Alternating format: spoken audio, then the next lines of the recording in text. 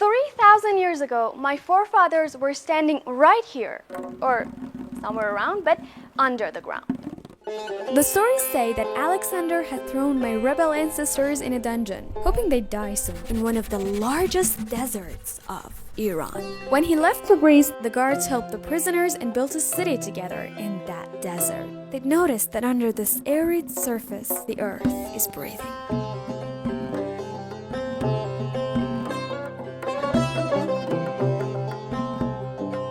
This is the Water Museum of our city, Yazd. I'm Sarah, a daughter of Iran, and today I'm here to tell my ancestors, well done. This building used to be a house from the late period of Qajar, like 130 years ago, and it's called Kolahduz's house. Mr. Kolahduz, that his name means hatter, was a famous hat merchant of that time. But now it's been 20 years since his house has turned to Yazd Water Museum. Why? Because it's special. This house is sitting on the longest qanat of Iran. 2 qanats used to flow under this house. Rahimabad, which is dead now, and Zarj, the longest qanat ever and older than Jesus.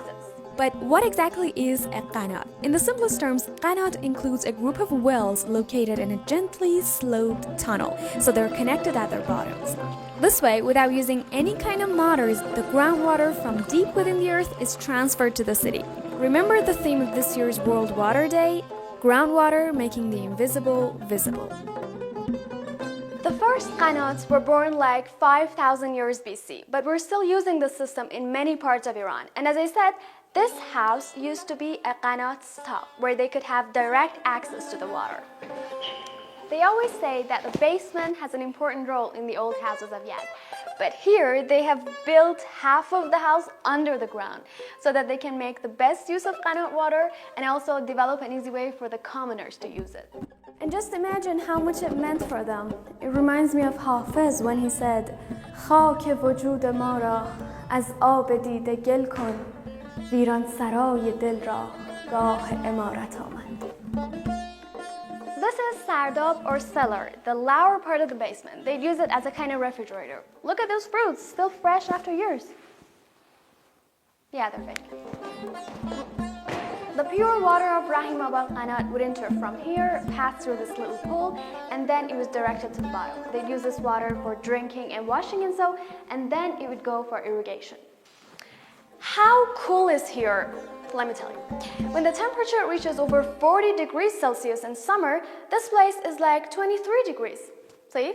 Simple, free, and eco-friendly.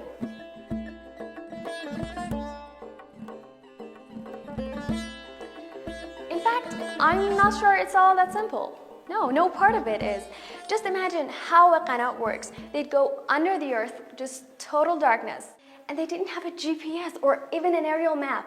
How they knew which direction they should dig and where to stop. This is crazy.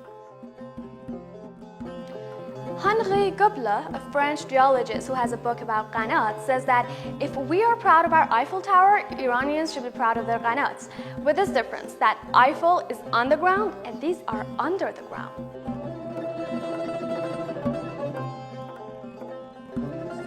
These are muqannis, the people who dig the channels and convey the water out. And I've noticed that qanat wasn't just a way of not to die from thirst for them. It had a deeper meaning. Like, muqannis pray before starting their work. Because it's always possible for the wells to fall and bury them. So they're kind of sacrificing themselves by doing so. This is why their clothes are white. Besides the fact that they need to see each other in dark, this may become their shroud.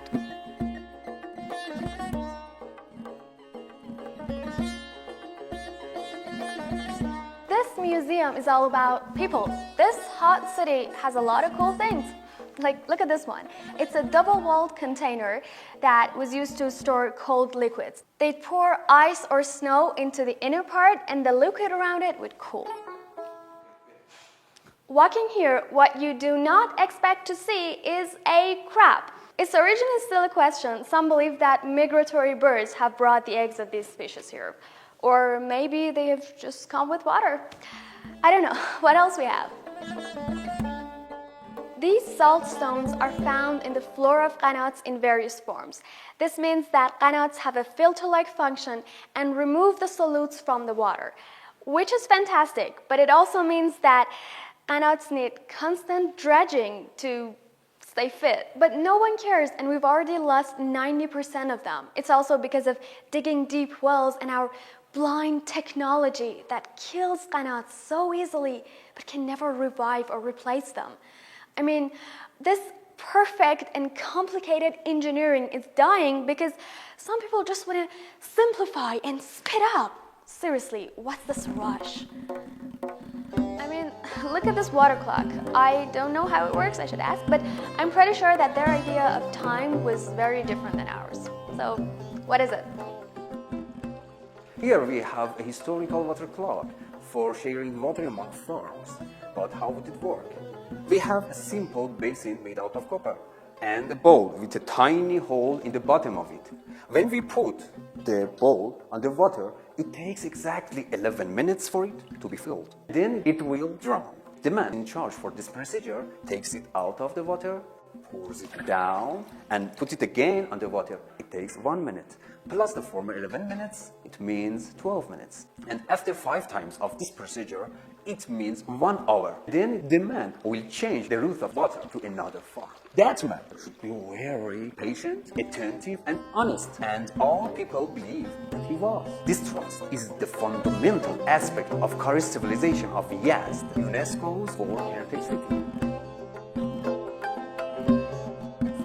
This process of gaining water was so hard and risky that they all knew how valuable that was and wouldn't let a drop of it waste. Sorry I couldn't show you everywhere. This place is very complicated and I should get out before getting lost, but I think you got the point. My forefathers didn't tell us everything. Some part of these water constructions remain a mystery. But we're clearly shown their beliefs about work, life, and death, and the respect that they had for the environment. Like, they literally brought water to a desert without fighting with its nature. It's remarkable. And if it all came out of a dungeon, so thanks, Alex.